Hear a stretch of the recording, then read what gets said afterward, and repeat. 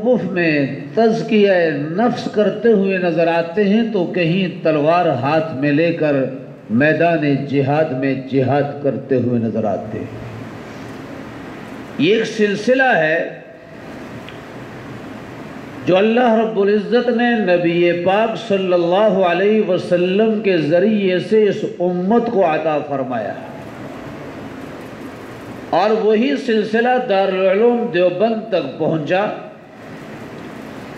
قاسم العلوم والخیرات حضرت مولانا محمد قاسم نانوتوی، اللہ ان کی قبر پر کروڑہ رحمتیں نازل فرمائے، اور ان کے رفقاء جو ان کے معاون اور ممد تھے، اللہ ان کی قبروں کو بھی منور فرمائے۔ حضرت مولانا محمد قاسم نانوتوی رحمہ اللہ نے دارالعلوم دیوبند کے قیام کے ساتھ اس بات کو بیان فرمایا اور اغراض و مقاصد میں اس چیز کو ذکر فرمایا کہ یہ ادارہ صرف اس لیے قائم نہیں کیا گیا کہ یہاں سے کوئی حافظ بن کر صرف نکل جائے یا کوئی ناظرہ پڑھ کر نکل جائے، بلکہ یہ وہ ادارہ ہے جو دین کے تمام شعبوں سے وابستہ ہے۔ یہاں سے فیض حاصل کرنے والے دنیا کے کونے کونے میں جا کر دین کے ہر شعبے کو زندہ کریں، ہر شعبے میں کام کریں، ہر شعبے کی تفاصیل دنیا کے سامنے اسلام کی روشنی میں واضح کریں۔ عزیزان محترم، اس وقت سے آپ اس چیز کو بخوبی جانتے ہیں۔ آج اگر ہمیں دعوت و تبلیغ کا میدان نظر آتا ہے جس کے بانی مبانی مجاہد ملت حضرت مولانا محمد یوسف، اللہ ان کی قبر پر کروڑہ رحمتیں نازل فرمائے، ان کی محنتوں سے سلسلہ بڑھا۔ مولانا محمد الیاس جو اس جماعت کے بانی تصور کیے جاتے ہیں، جنہوں نے ایک ذہن دیا، ایک سلسلہ دیا، آج دنیا میں یہ فیض پھیل رہا ہے۔ اس کی بنیاد بھی دارالعلوم دیوبند ہے۔ اگر وقت کے محدث العصر حضرت شیخ الہند مفسر قرآن بن کر دنیا کے راہبر بنے تو اس کی بنیاد بھی دارالعلوم دیوبند ہے۔ اگر شیخ العرب والعجم سید حسین احمد مدنی جیسے انسان محدث اعظم بن کر آئے، مولانا انور شاہ کاشمیری جیسے انسان عظیم محدث، عظیم مفکر اور عظیم مدرس بن کر آئے، اس کی بنیاد بھی دارالعلوم دیوبند ہے۔ دارالعلوم دیوبند اسی لیے قائم کیا گیا تھا، یہاں سے بہترین حافظ بھی پیدا ہو، بہترین قاری بھی پیدا ہو، بہترین عالم بھی پیدا ہو، بہترین مفکر بھی پیدا ہو، بہترین مدقق بھی پیدا ہو، بہترین مفتی بھی پیدا ہو، بہترین باطل ادیان کو للکارنے والا بھی پیدا ہو، اور یہاں سے پیدا ہونے والا ضرورت پڑے تو میدان جہاد میں تلوار اٹھانے والا بھی ہو۔ یہ ایک سلسلہ ہے الحمدللہ، اور اس وقت سے لے کر آج تک قرۂ ارض پر آپ چلے جائیں، الحمدللہ دارالعلوم دیوبند کے فیض یافتہ لوگ دنیا کے کونوں تک پہنچے۔ ان کا یہ مشن، ان کا یہ کاز دنیا کے کونوں تک پہنچا، اور یقیناً میں سمجھتا ہوں کہ ان بانیان کو اس کا کامل ثواب پہنچ رہا ہوگا۔ اللہ رب العزت نے اس قرآن کو نازل فرمایا، اس دین کو بھیجا، تو نبی پاک صلی اللہ علیہ وسلم سے فرمایا، یا ایھا الرسول بلغ ما انزل الیک، اے رسول جو کچھ آپ پر نازل کیا گیا آپ اس کو دوسروں تک پہنچائیں۔ قرآن نازل ہوا، وحی مطلوع اور وحی غیر مطلوع، طلبہ بخوبی اس چیز سے واقف ہیں، میں اس تشریح کی طرف نہیں جاؤں گا، وقت اجازت نہیں دیتا۔ یہ دین پہنچانا یہ نبیوں کا کام اور نبیوں کے بعد امتیوں کا کام، اور خاص کر العلماء ورثۃ الانبیاء، جن کو انبیاء کا وارث قرار دیا گیا، یہ ان کی ذمہ داری ہے اس قرآن کو، اس دین کو دوسروں تک پہنچائیں۔ اس دین کو پہنچانے کے بہت سارے ذرائع ہیں۔ آپ یہ بھی کہہ سکتے ہیں بعض لوگ وہ ہیں جو تحریر میں مہارت رکھتے ہیں، وہ پمفلٹ لکھ لیتے ہیں، رسالہ لکھ لیتے ہیں، کوئی کتاب مرتب کرتے ہیں اور مختلف زبانوں کے اندر اس کو لکھتے ہیں بڑے سلجھے ہوئے انداز میں، جہاں ایمانیات کی تفصیلات، عبادات کی تفصیلات، معاملات کی تفصیلات، معاشرت کی تفصیلات ان کو بیان کرتے ہیں، تحریر کرتے ہیں، اور وہ چیزیں بین الاقوامی سطح پر جاتی ہیں۔ کئی لوگ جب اس کو پڑھتے ہیں ان کی زندگیوں میں انقلاب آتا ہے، تبدیلی آتی ہے، ان کا رخ بدل جاتا ہے۔ وہ بھی تبلیغ کا ایک میدان ہے کہ وہ لوگ تحریر کی صورت میں اس پیغام کو دوسروں تک پہنچا رہے ہیں۔ جہاں تحریر اس پیغام کو پہنچانے کا ذریعہ ہے، وہاں تقریر بھی اس پیغام کو پہنچانے کا ذریعہ ہے۔ آج طلبہ کرام جو اس وقت ایک پریکٹس کے اندر ہیں، جو بیانات میں نے سنے بہت عمدہ بیانات، حضرت مفتی صاحب نے خیر حاصل اس پر گفتگو فرما دی۔ یہاں یہ تقریر اور پھر تقریر کا یہ تقابل آج بھی ہے اور زمانہ قدیم میں بھی تھا۔ کتابوں میں آتا ہے، خود رسول اللہ صلی اللہ علیہ وسلم کے زمانے میں قبیلہ بنو تمیم کے کچھ لوگ آئے۔ چونکہ آپ صلی اللہ علیہ وسلم کا زمانہ بڑی فصاحت و بلاغت کا زمانہ تھا، لوگ عربی فصاحت پر فخر کیا کرتے تھے۔ قبیلہ بنو تمیم کے لوگ آئے اور آ کر کہنے لگے، محمد ابن عبداللہ، آپ ایک دین رکھتے ہیں، ایک پیغام رکھتے ہیں، آپ اپنا ایک مشن رکھتے ہیں، کیا آپ ہمارے ساتھ اس میدان کے اندر مقابلہ کریں گے؟ کیا آپ ہمارے ساتھ تقریر میں مقابلہ کریں گے کہ ہمارا بندہ اپنا موقف پیش کرے، اپنا پیغام پیش کرے اور آپ اس کے مقابل میں اپنا نمائندہ بھیجیں؟ آپ صلی اللہ علیہ وسلم نے فرمایا، ٹھیک ہے، ہم آپ کا مقابلہ کرنے کے لیے تیار ہیں۔ چنانچہ آپ صلی اللہ علیہ وسلم نے فرمایا، آپ مہمان ہیں، آپ اپنا نمائندہ میدان میں اتاریں۔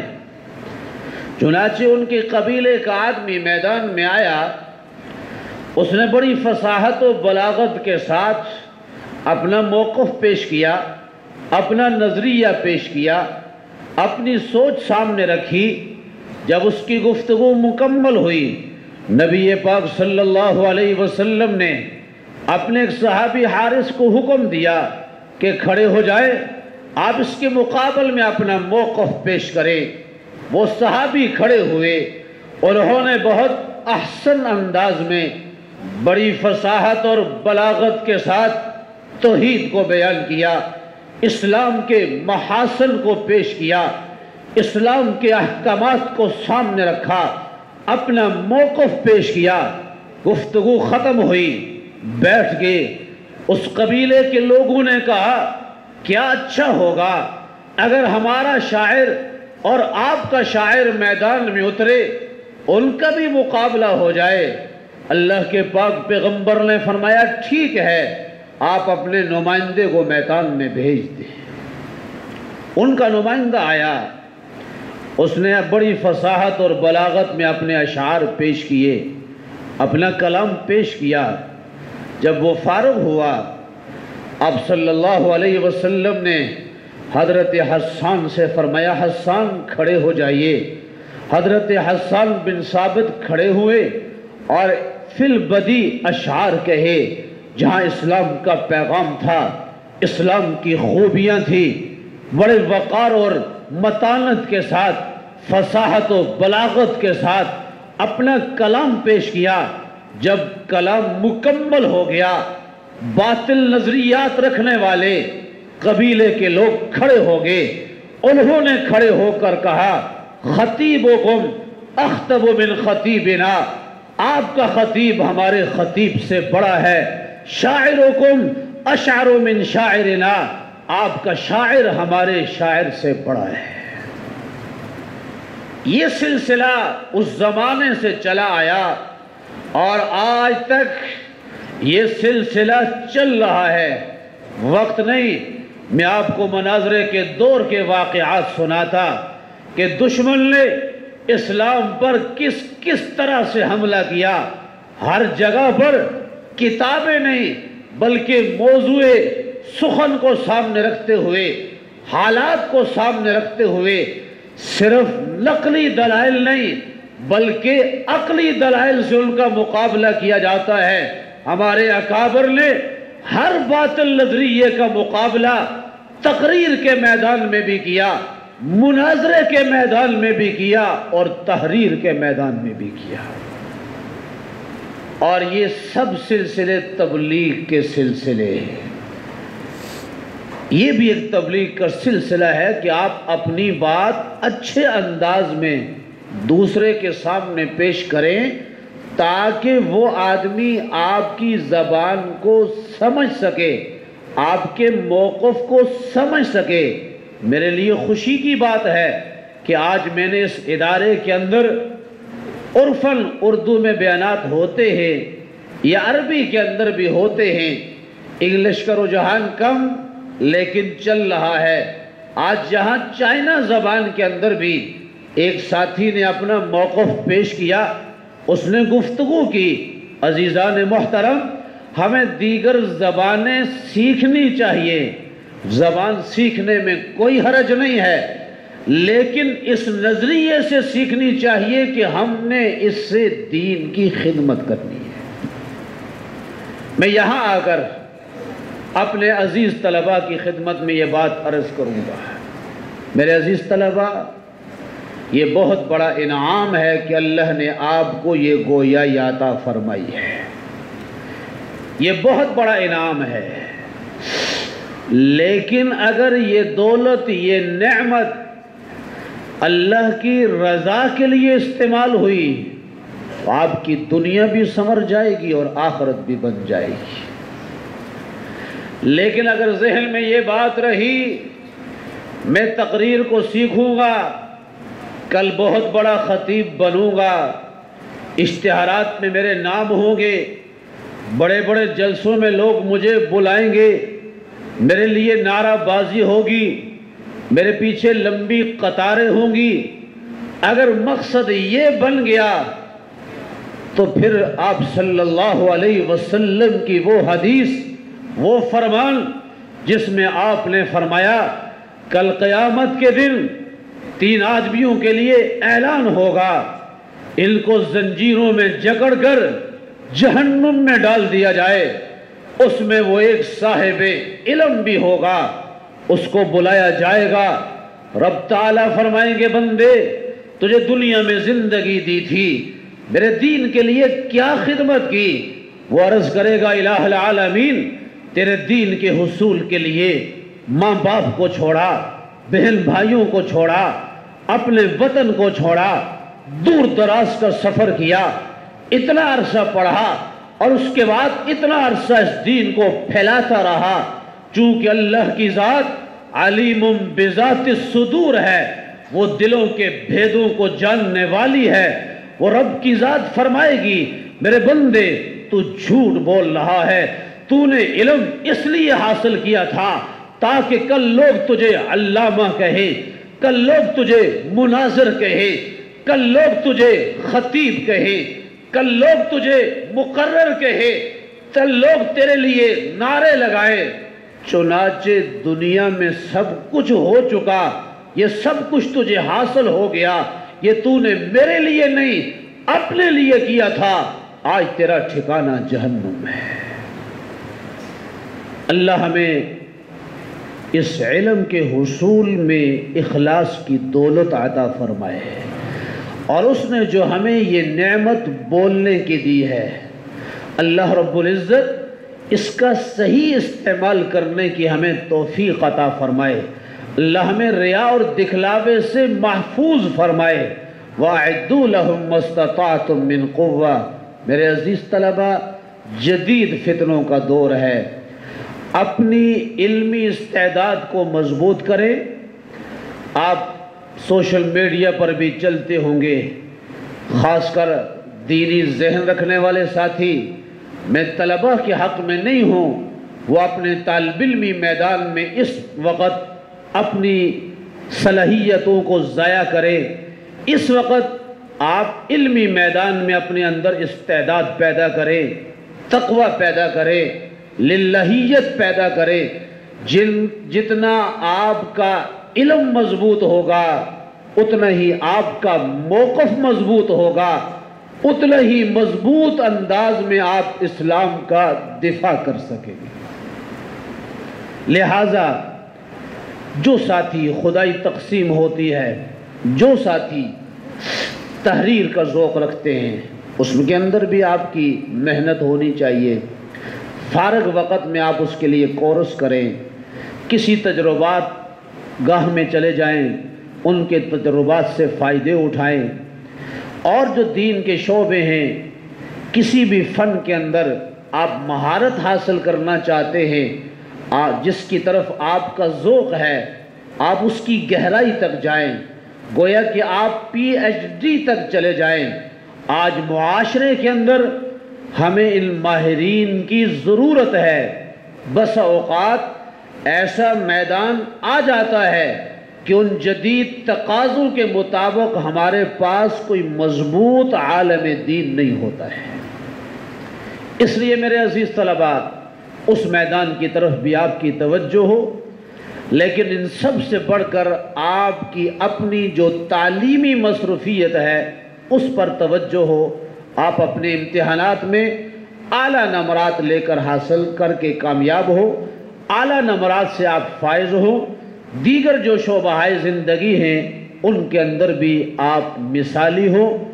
آپ جب مدرسے سے نکلیں، اپنے محلے میں جائیں، بستی میں جائیں، اپنے گاؤں جائیں، تو آپ کی یہ شکل و صورت، آپ کی یہ وضع قطع، آپ کی یہ سنجیدگی، آپ کی یہ متانت اور آپ کا یہ وقار بحال رہنا چاہیے۔ نہ ہو باہر جا کر سر سے ٹوپی اتر جائے، نہ ہو کہ آپ کی شلوار ٹخنوں سے نیچے چلی جائے، کہیں ایسا نہ ہو ادھر اذان ہے آپ کہیں میدان میں کھیل رہے ہوں، ادھر نماز کا وقت ہے آپ دکان پر اپنے وقت کو ضائع کر رہے ہو۔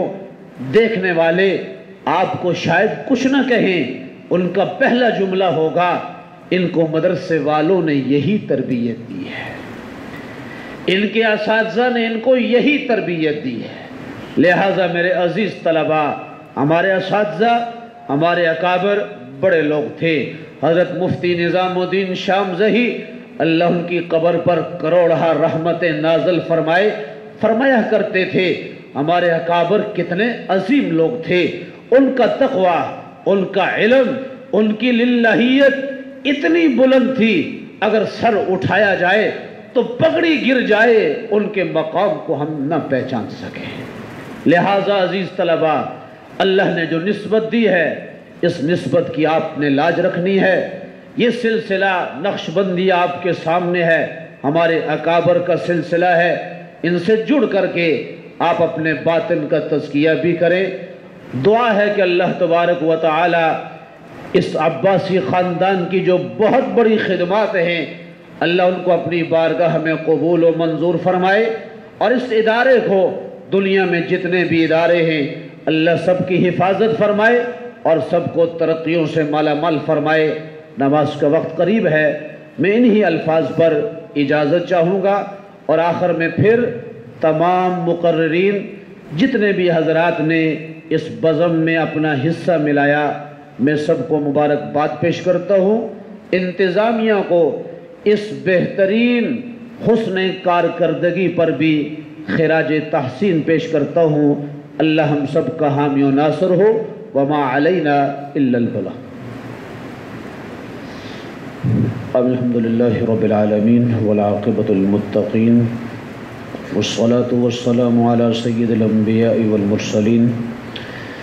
اللہم صل وسلم علی سیدنا و اصحاب سیدنا و مولانا محمد مبارک وسلم وصل علیہ۔ اللہم انا نسألک موجبات رحمتک وعزائم مغفرتک والغنیمت من کل بر والسلامت من کل اثم۔ لا تدع لنا ذنبا الا غفرته ولا هما الا فرجته ولا دينا الا قضيته ولا مجاهدا الا نصرته ولا مريضا الا شفيته ولا ميتا الا رحمته ولا حاجة من حوائج الدنيا والآخرة۔ یا الہ العالمین، یا رحم الراحمین، اس ادارے کو اور تمام اداروں کو مزید ترقیوں سے مالا مال فرما، سب کی حفاظت فرما۔ حضرت مولانا شفیق عباسی صاحب جو اپنی شفقتیں لے کر ہم سے چلے گئے، اے اللہ یہ ان کے لیے صدقہ جاریہ ہے، اس کو ہمیشہ کے لیے قائم و دائم فرما۔ اے اللہ ان کی قبر کو منور فرما، کروڑ کروڑ پر ان کو راحت نصیب فرما، اس سلسلے کو ہمیشہ کے لیے قائم و دائم فرما۔ ہمارے جتنے اساتذہ اس دنیا سے چلے گئے، چاہے وہ شہادت کا جام پی گئے یا طبی موت چلے گئے، اے اللہ ان سب کی بخشش فرما، سب کے درجات کو بلند فرما۔ اے اللہ جب تک زندہ ہیں اسلام کی زندگی، جب موت آئے تو ایمان کی موت نصیب فرما۔ جتنے بیمار ہیں ان کو صحت و تندرستی عطا فرما۔ جتنے مرحومین یہاں بیٹھے ہوئے لوگوں کے چلے گئے، اے اللہ ان سب کی مغفرت فرما، اسلام اور اہل اسلام کی حفاظت فرما۔ دنیا کے جس خطے میں آج امت مسلمہ مظلوم ہے، ظلم کی چکی میں پس رہی ہے، اے اللہ ظلم سے ان کو نجات عطا فرما۔ اللہم انا نسألک من خیر ما سألک منہ عبدک و نبیک محمد صلی اللہ علیہ وسلم، ونعوذ بک من شر ما استعاذ منہ عبدک و نبیک محمد صلی اللہ علیہ وسلم، وصلی اللہ تعالی علی خیر خلقہ محمد وعلی آلہ وصحبہ اجمعین برحمتک۔